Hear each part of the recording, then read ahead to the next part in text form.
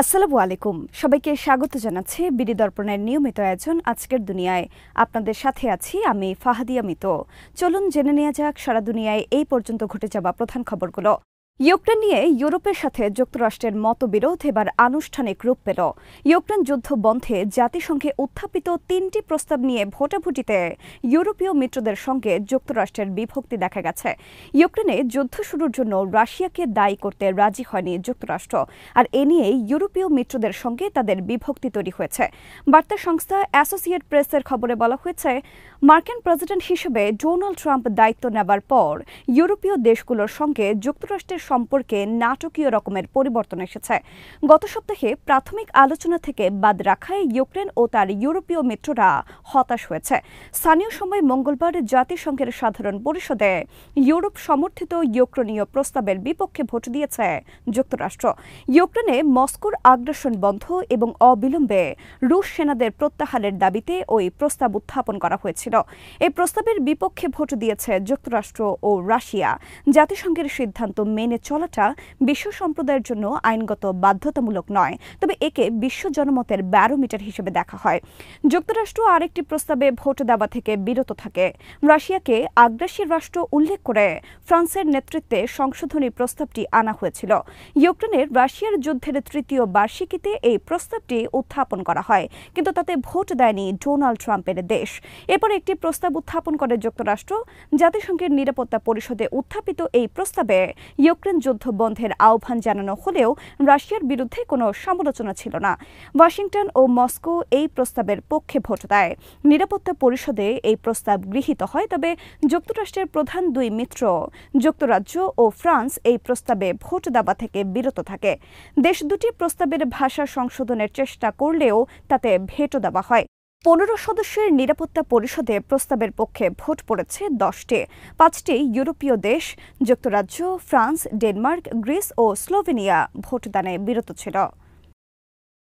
ইসরায়েলের অর্থমন্ত্রী Bezalel Smotrich বলেছেন, তার দেশের সেনাবাহিনী গাজা উপত্যকা দখলের প্রস্তুতি নিচ্ছে। নতুন সেনাপ্রধান ইয়াল জামিরের নেতৃত্বে এই অভিযান পরিচালিত হবে এবং এটি যুক্তরাষ্ট্রের প্রেসিডেন্ট ডোনাল্ড ট্রাম্পের প্রশাসনের সঙ্গে সমন্বয় করে করা হচ্ছে। ইসরায়েলি পার্লামেন্ট নেসেটের রিলিজিয়াস জায়নিস্ট পার্টির বৈঠকের শুরুতে দেওয়া এক ভাষণে এই কথা বলেন স্মোট্রিচ। উত্তর ইসরায়েলের নিরাপত্তা পরিস্থিতি নিয়ে কথা বলতে গিয়ে অর্থমন্ত্রী দাবি করেন, লেবাননের সশস্ত্র গোষ্ঠী হিজবুল্লাহ গত কয়েক দশকের মধ্যে এখন সবচেয়ে দুর্বল অবস্থানে আছে। তার ভাষ্য অনুযায়ী এটি লেবানন সরকারের মধ্যে বিচ্ছিন্ন, ক্ষমতার কেন্দ্র থেকে দূরে, সিরিয়ার স্থল যোগাযোগ পথ থেকে বিচ্ছিন্ন, নেতৃত্ব শূন্য এবং তাদের বেশিরভাগ সামরিক সক্ষমতা ইসরায়েল ধ্বংস করে দিয়েছে। স্মোট্রিচ আরও দাবি করেন, ইসরায়েলি সেনাবাহিনী লেবাননে সার্বভৌমত্ব কর্তৃত্ব বজায় রেখেছে, সেখানে অবাধে চলাচলকারী যে কোনো কিছুতেই আঘাত হানছে এবং 5টি সামরিক অবস্থানে মোতায়েন আছে। এই পুরো ব্যবস্থা ইসরায়েলের উত্তরাঞ্চলীয় শহরগুলোর সুরক্ষা নিশ্চিত করছে এবং সেখান থেকে পিছু হটার কোনো পরিকল্পনা নেই। গাজা উপত্যকা প্রসঙ্গে স্মোট্রিচ ফিলিস্তিনি গোষ্ঠী হামাসকে সতর্ক করে বলেন, তাদের যোদ্ধারা খুব ভালো করেই জানে যে তাদের সময় ফুরিয়ে আসছে। যখন আমরা সিদ্ধান্ত নেব যে যুদ্ধ পুনরায় শুরুর সময় এসেছে, তখন তোমরা ইসরায়েলের ঐক্য, শক্তি এবং প্রাণঘাতী নিখুঁত অপারেশনের মাধ্যমে গাজা দখলের বিস্ময়কর চিত্র প্রত্যক্ষ করবে। স্মোট্রিচ প্রতিশ্রুতি দেন, হামাসের বিরুদ্ধে এমন এক বেদনাদায়ক প্রতিশোধ নেওয়া হবে যা কোনো চিহ্ন রেখে যাবে না। তিনি জানান, ইসরায়েলি সেনাবাহিনী নতুন সেনাপ্রধান জামিরের নেতৃত্বে গাজা দখলের প্রস্তুতি নিচ্ছে। ইয়াল জামির মার্চের প্রথম সপ্তাহে দায়িত্ব গ্রহণ করবেন। ইসরায়েলি কারাগারে কমপক্ষে 59 ফিলিস্তিনি বন্দী মারা গেছেন। 2023 সালের অক্টোবরে গাজায় আগ্রাসন শুরু হবার পর থেকে বিপুল সংখ্যক এই ফিলিস্তিনি ইসরায়েলি কারাগারে প্রাণ হারিয়েছেন। নিহত ফিলিস্তিনিদের বেশিরভাগই অবরুদ্ধ গাজা ভূখণ্ডের বাসিন্দা। এক প্রতিবেদনে এই তথ্য জানিয়েছে বার্তা সংস্থা আনাদোলো। বার্তা সংস্থাটি বলছে, 2023 সালের অক্টোবরে গাজা যুদ্ধ শুরু হবার পর থেকে ইসরায়েলি কারাগারে কমপক্ষে 59 ফিলিস্তিনি বন্দী মারা গেছেন বলে বন্দীদের অধিকার বিষয়ক একটি গ্রুপ মঙ্গলবার জানিয়েছে। প্যালেস্টিনিয়ান প্রিজন সোসাইটি এক বিবৃতিতে জানিয়েছে, নিহতদের মধ্যে গাজা উপত্যকার ৩৮ জন বন্দী রয়েছেন। ইসরায়েলি কর্তৃপক্ষের বিরুদ্ধে গাজার বন্দীদের মৃত্যুর তথ্য গোপন করার অভিযোগও করেছে সংস্থাটি। বন্দী বিষয়ক কমিশন সোমবার জানিয়েছে, গাজার বন্দী মুসাব হানি হানিয়াহ ইসরায়েলি হেফাজতে মারা গেছেন। ৩৫ বছর বয়সী হানিয়াকে দক্ষিণাঞ্চলীয় শহর খান ইউনিস থেকে ২০২৪ সালের ৩রা মার্চ আটক করেছিল ইসরায়েলি সেনাবাহিনী। তার পরিবারের মতে, আটক হবার আগে হানিয়া সুস্থ ছিলেন। ফিলিস্তিনি পরিসংখ্যান অনুসারে ১৯৬৭ সালে পশ্চিম তীর এবং গাজা দখলের পর থেকে ইসরায়েলি কারাগারে কমপক্ষে ২৯৬ ফিলিস্তিনি বন্দী মারা গেছেন। অন্তত ১০,০০০ ফিলিস্তিনি ইসরায়েলের কারাগারে বন্দী রয়েছে। এই পরিসংখ্যানে গাজা উপত্যকা থেকে গ্রেফতার হওয়া ব্যক্তিদের অন্তর্ভুক্ত করা হয়নি, যাদের সংখ্যা হাজার হাজার।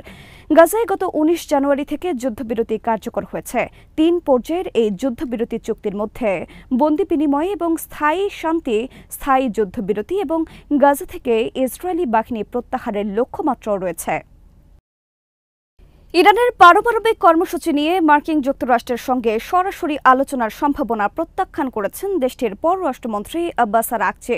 নতুন করে ইরানের বিরুদ্ধে যুক্তরাষ্ট্রের নিষেধাজ্ঞা আরোপের একদিন পর মঙ্গলবার এই মন্তব্য করেছেন তিনি।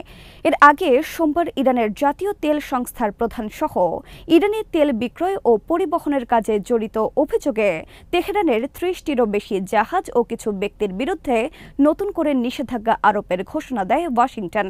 তেহরানের বিরুদ্ধে এই নিষেধাজ্ঞার ঘোষণা দেওয়ার একদিন পর যুক্তরাষ্ট্রের সঙ্গে আলোচনার সম্ভাবনা নাকচ করে দিয়েছেন মন্ত্রী আব্বাস আরাগচি। মার্কিন প্রেসিডেন্ট ডোনাল্ড ট্রাম্প ইরানের প্রতি সর্বোচ্চ চাপ প্রয়োগের নীতি পুনরায় জোরদার করার পর সর্বশেষ ওই নিষেধাজ্ঞা দেওয়া হয়েছে। মঙ্গলবার ইরান সফর করেছেন রাশিয়ার পররাষ্ট্রমন্ত্রী সের্গেই ল্যাভরভ। তেহরানে রুশ পররাষ্ট্রমন্ত্রীর সঙ্গে বৈঠকের পর এক যৌথ সংবাদ সম্মেলনে আরাগচি বলেন, পারমাণবিক ইস্যুতে ইরান ও মার্কিন যুক্তরাষ্ট্রের মাঝে সরাসরি আলোচনার কোনো সম্ভাবনা নেই, যতক্ষণ পর্যন্ত এভাবে সর্বোচ্চ চাপ প্রয়োগের মার্কিন নীতি বাতিল করা না হয় ততক্ষণ পর্যন্ত কোনো আলোচনা হবে না। তিনি বলেন, পারমাণবিক আলোচনার বিষয়ে ইসলামী প্রজাতন্ত্র ইরানের অবস্থান খুব স্পষ্ট। আমরা চাপ, হুমকি বা নিষেধাজ্ঞার আওতায় কোনো আলোচনা করব না। ইরানের পররাষ্ট্রমন্ত্রী ও অন্যান্য সিনিয়র কর্মকর্তাদের সঙ্গে দ্বিপক্ষীয় সম্পর্ক, আঞ্চলিক উন্নয়ন এবং ইরান ও বড় শক্তিগুলোর মাঝে স্বাক্ষরিত ২০১৫ সালের পারমাণবিক চুক্তির সঙ্গে সংশ্লিষ্ট বিভিন্ন বিষয়ে আলোচনার জন্য মঙ্গলবার তেহরান সফরে আসেন রুশ পররাষ্ট্রমন্ত্রী লাভরভ। ভারতের 4টি প্রতিষ্ঠানের ওপর নিষেধাজ্ঞা দিয়েছে যুক্তরাষ্ট্র। ইরানের পেট্রোলজাত পণ্য বিক্রি ও পরিবহনের সঙ্গে যুক্ত থাকার অভিযোগে এই নিষেধাজ্ঞা দেওয়া হয়েছে।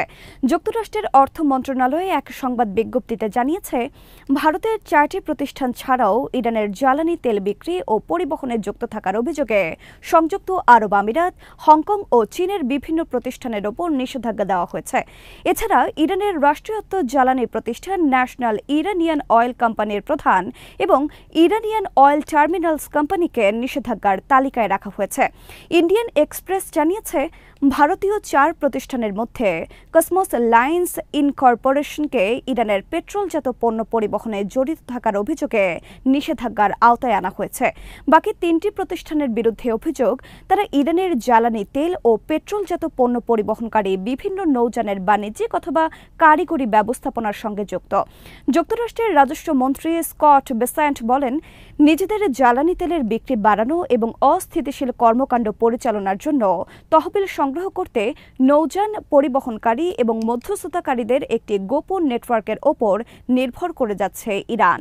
তিনি বলেন, ইরানের জ্বালানি তেল সরবরাহ ব্যবস্থার সব ক্ষেত্রকে লক্ষ্যবস্তু করতে নিজেদের সব সরঞ্জাম কাজে লাগাবে যুক্তরাষ্ট্র। আর যারা ইরানের তেল নিয়ে কাজ করবে তারাও নিষেধাজ্ঞার উল্লেখযোগ্য ঝুঁকির মুখে পড়বে, কারণ তেহরানের ওপর বড় পরিসরের নিষেধাজ্ঞা রয়েছে। অনেক দেশ ও প্রতিষ্ঠান সরাসরি ইরানের তেল কেনে না।